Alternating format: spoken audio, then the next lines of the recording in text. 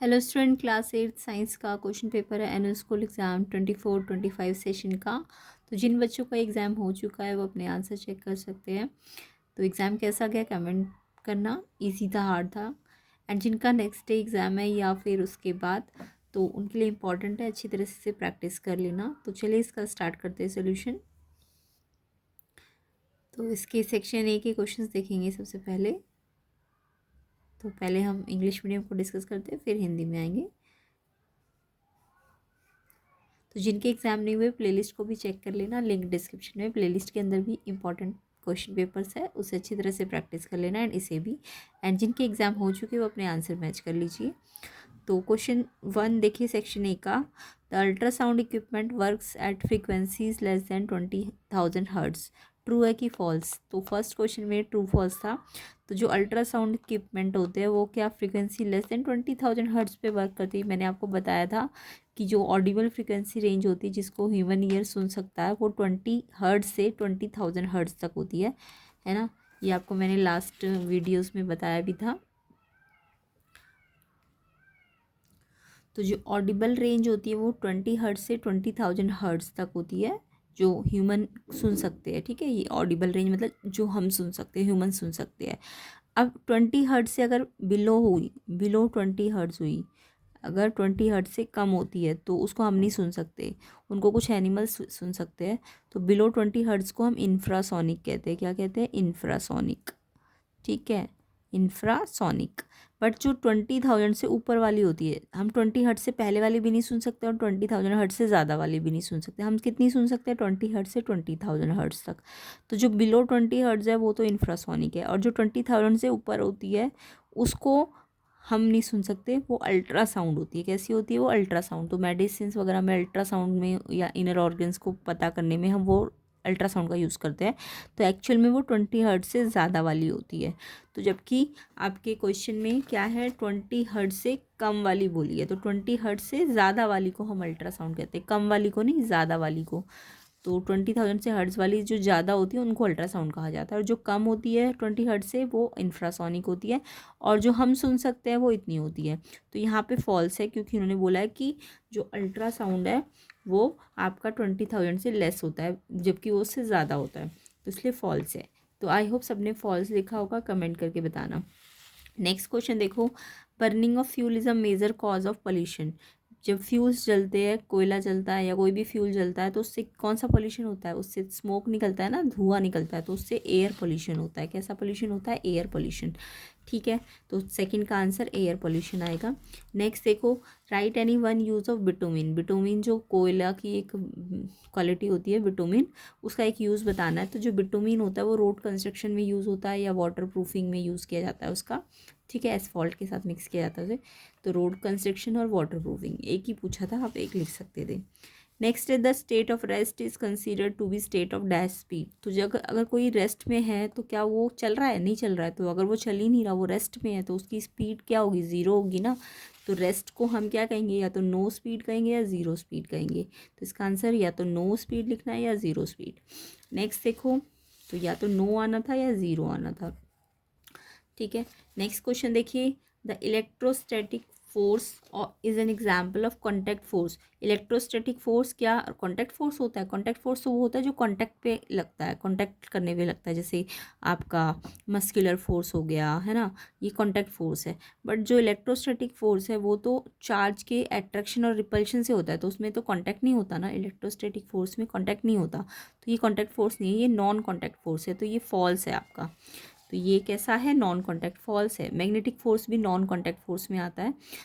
जो friction force है, muscular force है, ये कॉन्टैक्ट फोर्स होते हैं, और जो इलेक्ट्रोस्टैटिक या फिर मैग्नेट वाला फोर्स होता है वो नॉन कॉन्टैक्ट होता है। तो इसलिए नॉन कॉन्टैक्ट है, इसलिए फॉल्स है इसका आंसर। नेक्स्ट क्वेश्चन देखो। Petroleum was form from organism living in the. जो पेट्रोलियम है वो किससे बना है? जो ऑर्गेनिज्म कहाँ रहते थे? जो सी में रहते थे। सी मतलब समुद्र में रहते थे, उनसे बना होता है। जब वो दब गए थे ना, तो प्रेशर और टेम्परेचर हाई होने के कारण वो धीरे धीरे पेट्रोलियम में कन्वर्ट हो गए। तो कौन से एनिमल्स थे जो सी में दबे हुए थे? ठीक है, तो सी है इसका आंसर। नेक्स्ट देखो। Plant contain nearly -% of water. Plants में कितना % वाटर होता है? तो प्लांट्स में आपका 90% वाटर होता है। प्लांट्स में पूछा है तो 90% है, अर्थ में पूछते तो 70% होता, बट प्लांट्स में तो 90%। नेक्स्ट देखो, डिफाइन वीडिंग। वीडिंग क्या होती है? तो वीडिंग तो सबको पता है ना। वीडिंग का मतलब जो प्रोसेस है removing unwanted plant from crop field.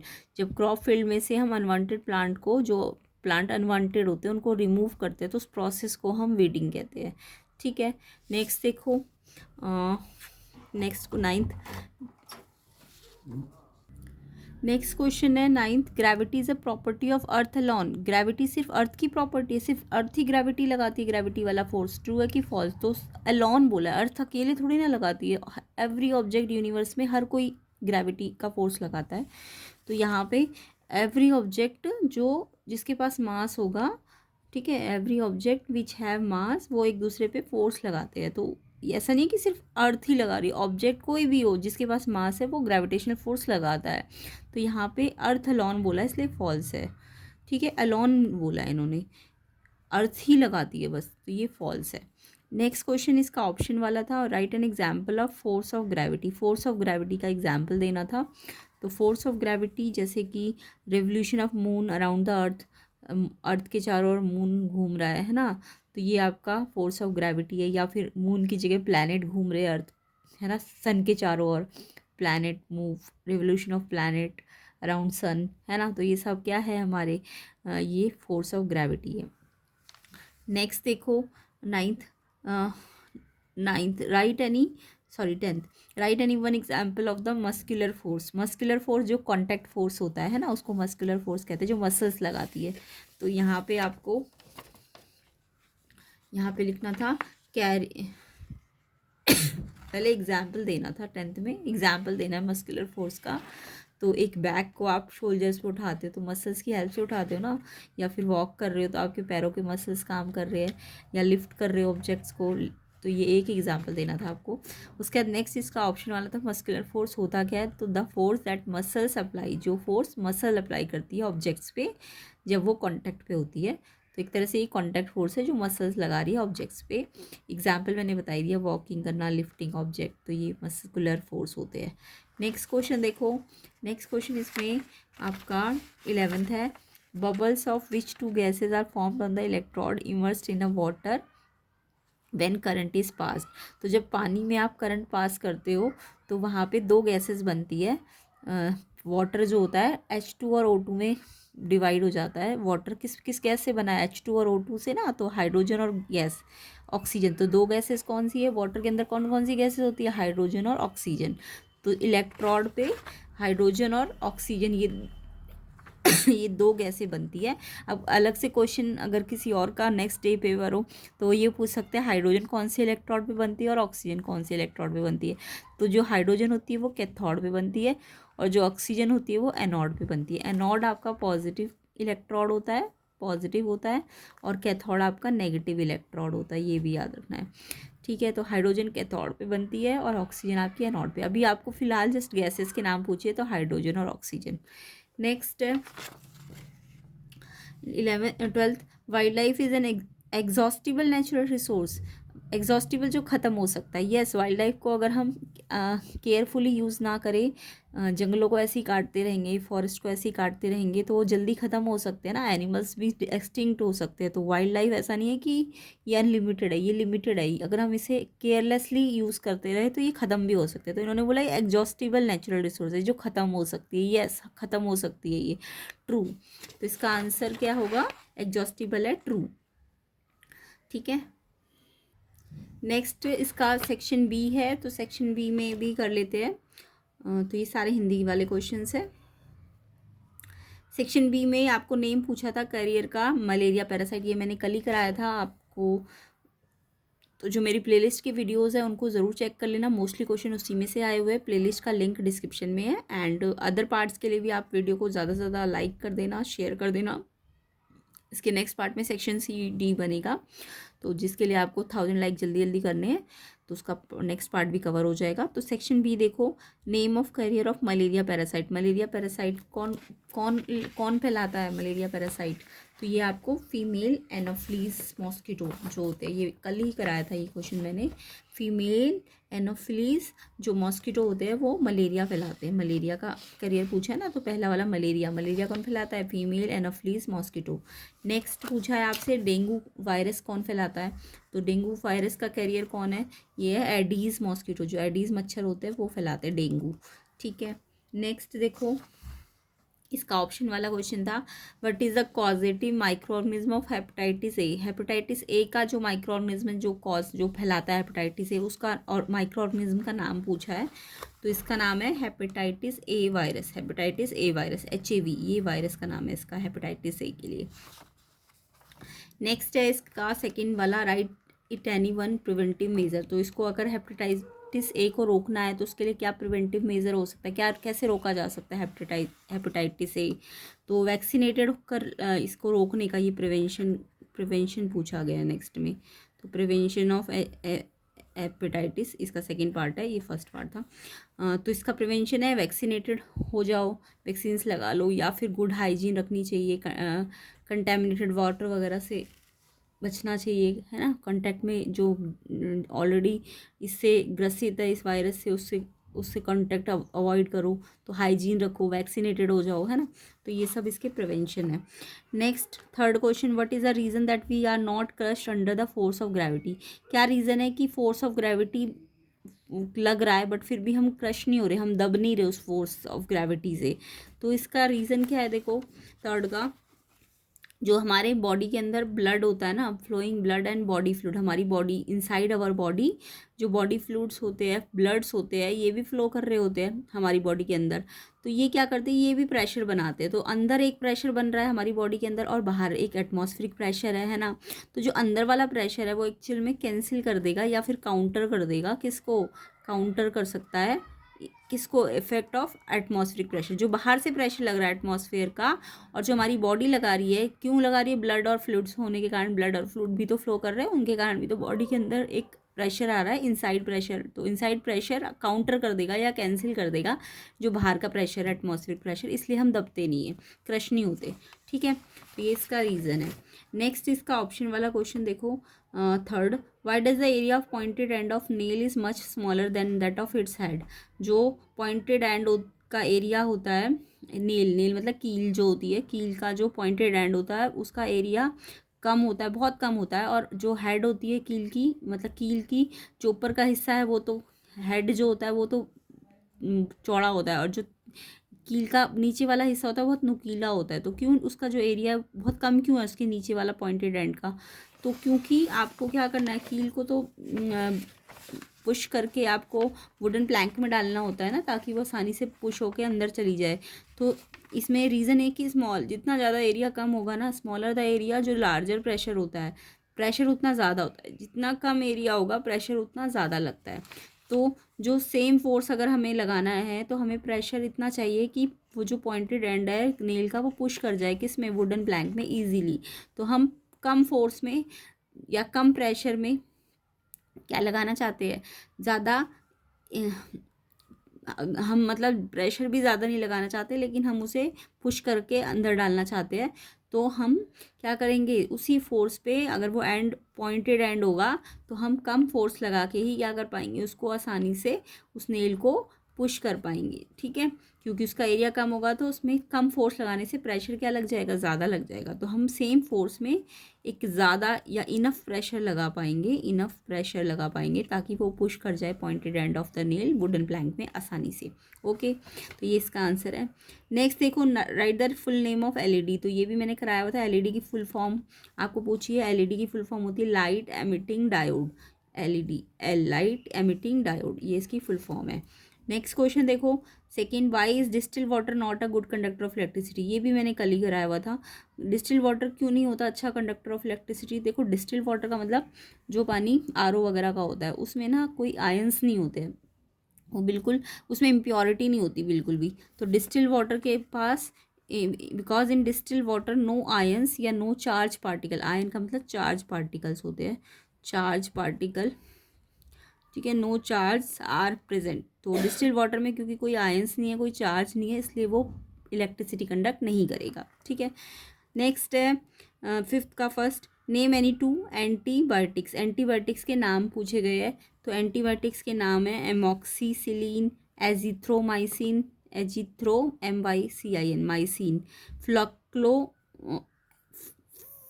फ्लक्लोजैक्सिलिन। ठीक है, ये सब क्या होते हैं आपके, ये आपके एंटीबायोटिक्स होते हैं। और ये ना बिना डॉक्टर की सलाह के नहीं लेने चाहिए, क्योंकि ये क्या करते हैं, अगर आप अपनी मर्ज़ी से ले लोगे तो ये आपके बॉडी के गुड बैक्टीरिया को भी क्या कर सकते हैं, नुकसान पहुंचा सकते हैं। तो इसको हमें बिना डॉक्टर की सलाह के नहीं लेना चाहिए। तो ये इसके एग्जाम्पल्स है एंटीबायोटिक्स के।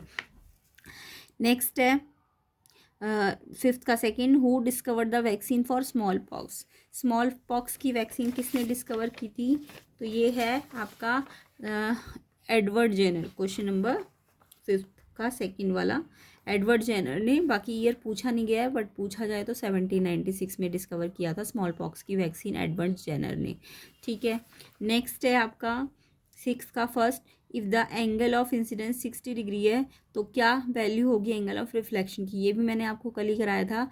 एंगल ऑफ इंसिडेंस, अगर कोई भी मिरर है, मिरर में इंसिडेंट रे ये होती है और ये नॉर्मल होता है, नॉर्मल मतलब परपेंडिकुलर। तो ये इंसिडेंट रे और नॉर्मल के बीच में जो एंगल है आई है, एंगल ऑफ इंसिडेंस। और इंसिडेंट नॉर्मल और रिफ्लेक्टेड रे के बीच में ये जो एंगल होता है ये रिफ्लेक्शन एंगल होता है। तो ये जो आई होता है आर के इक्वल होता है रिफ्लेक्शन में। जब भी रिफ्लेक्शन होगा किसी भी चीज़ का तो ये लॉ ऑफ रिफ्लेक्शन है एक तरह से, कि एंगल आई आर के बराबर होता है। तो इंसिडेंस जितना एंगल होगा उतना ही रिफ्लेक्शन एंगल भी होगा। तो रिफ्लेक्शन एंगल भी आपका 60 होगा। तो यहाँ पे इंसिडेंस एंगल 60 है तो रिफ्लेक्शन एंगल भी 60 होना चाहिए, ये इस रूल के हिसाब से। ठीक है, तो नेक्स्ट क्वेश्चन देखो, what is lateral inversion. Lateral inversion क्या है? तो जो मिरर होता है ना, मिरर में क्या होता है कि लेफ़्ट जो होता है वो हमें राइट में दिखता है और जो राइट होता है वो हमें लेफ़्ट में दिखता है। तो ये जो फिनोमिना है, where left appear right and right appear left is in a mirror is called lateral inversion. इसको हम क्या कहते हैं? लेटरल इन्वर्जन कहते हैं। ये मिरर में होता है। मिरर में देखा है ना आपने, लेफ़्ट वाली चीज़ें राइट में दिखती है और राइट वाली लेफ़्ट में। तो ये फिनोमिना को हम जो मिरर में हो रहा है इसे लेटरल इन्वर्जन कहते हैं। नेक्स्ट क्वेश्चन है इसमें ऑप्शन वाला सिक्स का, how does diffuse reflection differ from regular reflection. Regular reflection और डिफ्यूज मतलब इरेगुलर रिफ्लेक्शन में क्या अंतर है? तो ये आपको पता है, रेगुलर रिफ्लेक्शन में क्या होता है, लाइट रिफ्लेक्ट होती है एक स्मूथ सरफेस से। जब स्मूथ सरफेस से लाइट रिफ्लेक्ट होती है तो उसको हम रेगुलर रिफ्लेक्शन कहते हैं। और वो जब रिफ्लेक्ट होती है ना तो वो एक डेफिनेट डायरेक्शन में जाती है, जिसमें लॉ ऑफ रिफ्लेक्शन लग जाएगा I=R। बट इसी का उल्टा अगर लिखना है इरेगुलर या डिफ्यूज रिफ्लेक्शन, तो रेगुलर की जगह डिफ्यूज रिफ्लेक्शन में क्या होता है, लाइट रिफ्लेक्टेड फ्रॉम स्मूथ की जगह आप यहाँ रफ सरफेस लिखोगे। जब लाइट रफ सरफेस से रिफ्लेक्ट होगी और एक डेफिनेट डायरेक्शन में ना जाके ऑल डायरेक्शंस में चली जाएगी तो उसको हम क्या कहते हैं, डिफ्यूज रिफ्लेक्शन। तो उल्टा लिख देना आप, in diffuse reflection light reflected from rough surface और in a all direction. In definite की जगह ऑल लिखना पड़ेगा, ऑल डायरेक्शन। तो उसको क्या कहेंगे हम, डिफ्यूज रिफ्लेक्शन। ठीक है, रेगुलर रिफ्लेक्शन में क्या होता है, लाइट स्मूथ सरफेस से जाती है एक डेफिनेट डायरेक्शन में और IR के बराबर होता है। और इरेगुलर में या डिफ्यूज में आपको लिखना पड़ेगा, डिफ्यूज रिफ्लेक्शन में light reflect from rough surface in a all direction और I=R। ठीक है, ये इसका उल्टा लिख देना तो डिफ्यूज रिफ्लेक्शन बन जाएगा। सेवेंथ क्वेश्चन देखो, an object oscillate 20 times in 2 second, what would be it's frequency. तो एक ऑब्जेक्ट है जो 20 टाइम ऑसिलेट करता है 2 सेकेंड में, तो उसकी फ्रीक्वेंसी पूछी है। तो फ्रीक्वेंसी का फॉर्मूला आपको आना चाहिए। फ्रीक्वेंसी होती है आपकी number of oscillation, number of oscillation, oscillation को हम वाइब्रेशंस भी कह सकते हैं, वाइब्रेशंस या वेव्स वेव्स भी कह सकते हैं। और यहाँ पे टाइम रखते हैं। तो नंबर ऑफ ऑसिलेशन कितने हैं, 20 थे ना, और टाइम कितना था, 2 सेकेंड। नंबर ऑफ ऑसिलेशन 20 है और टाइम 2 सेकेंड है। तो number of oscillation upon time को हम फ्रीक्वेंसी कहते हैं। तो 2 से 20 को डिवाइड करो, 10 हर्ट्ज़, फ्रीक्वेंसी हर्ट्ज़ में आती है। या फिर अगर आपको टाइम दिया होता तो आप 1/T रख दो तो भी फ्रीक्वेंसी आ सकती है। फ्रीक्वेंसी 1/t होती है, या फिर ऑसिलेशन दिए तो number of oscillation upon time कर दोगे तो आपकी फ्रीक्वेंसी हर्ट्ज़ में आ जाएगी। तो 10 हर्ट्ज़ इसका आंसर है। आई होप सबका यही आया होगा। कमेंट करना क्वेश्चन 7 का आंसर किस किस का 10 हर्ट्ज़ आया है। एंड सेक्शन ए और बी में आपके कितने सही है ये भी कमेंट करना सारे बच्चे। एंड वीडियो को ज़्यादा से ज़्यादा शेयर कर दो ताकि हम इसके नेक्स्ट पार्ट में इसका सेक्शन सी और डी कवर कर पाए। तो वीडियो को ज़्यादा से ज़्यादा शेयर करो, लाइक करो, 1000 लाइक जल्दी जल्दी कर दो तो सेक्शन सी और डी आपको जल्दी से मिल जाएगा। एंड कमेंट करना कैसा गया एग्ज़ाम, सेक्शन ए और बी में आपके कितने सही है ये भी कमेंट करना। मैथ्स की और अदर सब्जेक्ट की भी आप प्रैक्टिस कर सकते हो, प्लेलिस्ट बनी हुई है, डिटेल सोल्यूशन है सारी प्लेलिस्ट में, तो इनके आंसर्स आपको नेक्स्ट पार्ट में मिल जाएंगे। चैनल में नए हो तो चैनल को सब्सक्राइब ज़रूर कर लेना।